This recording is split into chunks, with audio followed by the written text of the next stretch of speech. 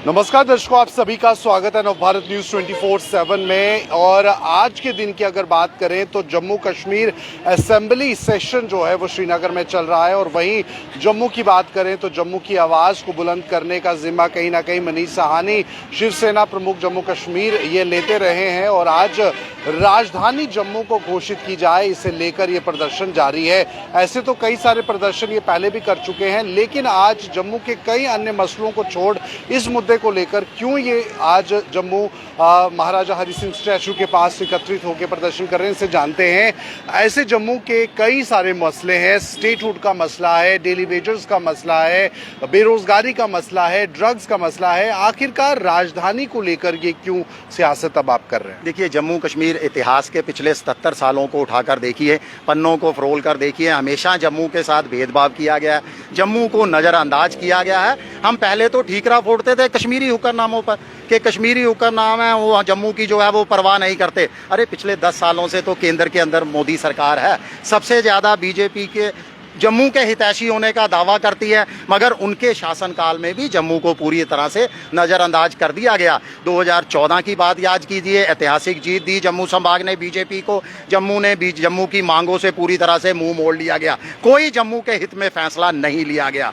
जम्मू कश्मीर का पुनर्गठन किया गया, अगर केंद्र सरकार चाहती तो उस समय जम्मू को जायज हक जम्मू का दे देती, जम्मू को जो है वो राजधानी घोषित कर देती। देखिए, राजधानी घोषित करने के पीछे कोई राजनीतिक मकसद नहीं है, जम्मू के लोगों के अच्छे दिनों का सवाल है। आप देखिए, राजधानी घोषित होने से जो सचिवालय का कामकाज मौसम की मार से प्रभावित रहता है, कश्मीर में 6 महीने सचिवालय होने से वो मौसम की मार नहीं पड़ेगी। प्रशासन का काम, सचिवालय का काम पूरे 12 महीने सुचारू रूप से चलेगा अगर जम्मू को राजधानी बना दिया जाए। अगर जम्मू को राजधानी बना दिया जाए तो आतंकवाद के भी कश्मीर के मुकाबले जम्मू जो है वो शांति प्रिय इलाका है। और जम्मू की अगर आप बात करें तो हमेशा जम्मू को सिर्फ स्वार्थ की तरीके से देखा गया, जम्मू कश्मीर पुनर्गठन के दौरान भी और परिसीमन आयोग के दौरान भी। मुझे लगता है कि अगर जैसे आप बता रहे हैं कि राजधानी जम्मू को कर दिया जाए तो विभाजन भी कहीं ना कहीं एक बड़े राज्य का होता है।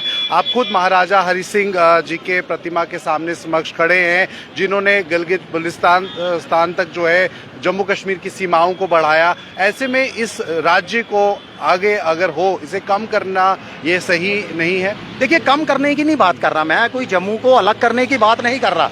इस समय जम्मू कश्मीर की 2 राजधानियां हैं, जम्मू भी है और श्रीनगर भी है। हमारी मांग है कि जम्मू में भी अच्छे दिन आए, जम्मू का भी विकास हमें देखने को मिले, यहाँ के पर्यटक स्थलों का विकास हो, यहाँ की सड़कें, गलियाँ, नालियाँ जो है बेहतर हों, यहाँ बड़े बड़े जो है विकास की बिल्डिंगें बने, बड़े बड़े निवेश आए। तो मुझे लगता है दरबार यहाँ आने से, 12 महीने सचिवालय जम्मू में काम होने से, राजधानी होने से, जब मंत्रालय यहाँ होगा तो उनकी नज़र भी यहाँ की जम्मू की दुर्दशा पर पड़ेगी, हमारे मंत्रियों की, हमारे मुख्यमंत्रियों की, तो जम्मू का विकास होगा। क्योंकि अब जम्मू कश्मीर यूटी है और ऐसे में केंद्र का पूरा होल्ड है, उपराज्यपाल की ताकतें बढ़ाई गई हैं।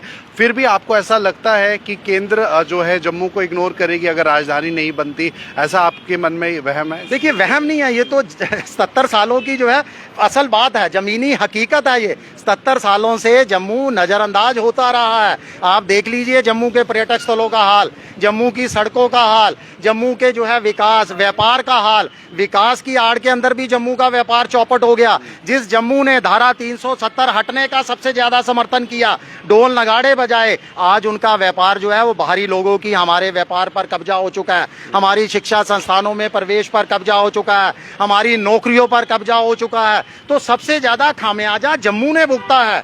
तो जम्मू को उसका जायज हक दीजिए। हम कोई एक्स्ट्रा ऑर्डिनरी कुछ बहुत बड़ी मांग नहीं कर रहे। और मुख्यमंत्री तो लगातार अब सरकार संभालने के बाद जम्मू के हितैषी होने का दावा कर चुके हैं। उन्होंने उप मुख्यमंत्री भी जम्मू संभाग से दिया है। अगर वो सही मायने में जम्मू के लोगों के दिलों में जगह बनाना चाहते हैं और ये जो तथाकथित जम्मू के हितैषी बने हुए हैं, इनको जम्मू के दिलों से बाहर निकालना चाहते हैं, तो मुख्यमंत्री जी से मेरी उमर अब्दुल्ला जी से अपील है कि विधानसभा का सत्र शुरू है आज से ही, इसके अंदर प्रस्ताव लाएं, जम्मू को जो है वो परमानेंट राजधानी घोषित किया जाए। और ये जो तथाकथित हितैषी है ना, जिन्होंने 2024 के अंदर भी जम्मू के मासूम लोगों ने एक बार फिर उनके गुमराह का शिकार होते हुए उन पर विश्वास जताया है। उनसे भी मेरा निवेदन है कि अगर उमर अब्दुल्ला सरकार प्रस्ताव नहीं लाती तो आप तो जम्मू के हितैषी होने का दावा करते हो, इस प्रस्ताव को लाकर वो साबित करके दिखाओ और उमर अब्दुल्ला सरकार पर दबाव बनाओ कि जम्मू को जो है वो परमानेंट स्थायी राजधानी घोषित किया जाए। चलिए, तो ये थी खास बातचीत और साफ तौर पर आपने जाना कि जम्मू को स्थायी राजधानी के रूप में चुना जाए, इस बात की मांग है। हालांकि मांगे बहुत सी हैं, लेकिन स्टेटहुड की मांग जो है सबसे बड़ी प्राथमिकता है और इस सत्र में स्टेटहुड के साथ साथ धारा 370 को लेकर भी किस तरह की बातें होंगी वो देखना होगा। फिलहाल ये थी खास बातचीत मनीष साहनी जी के साथ। आप बने रहे नवभारत के साथ।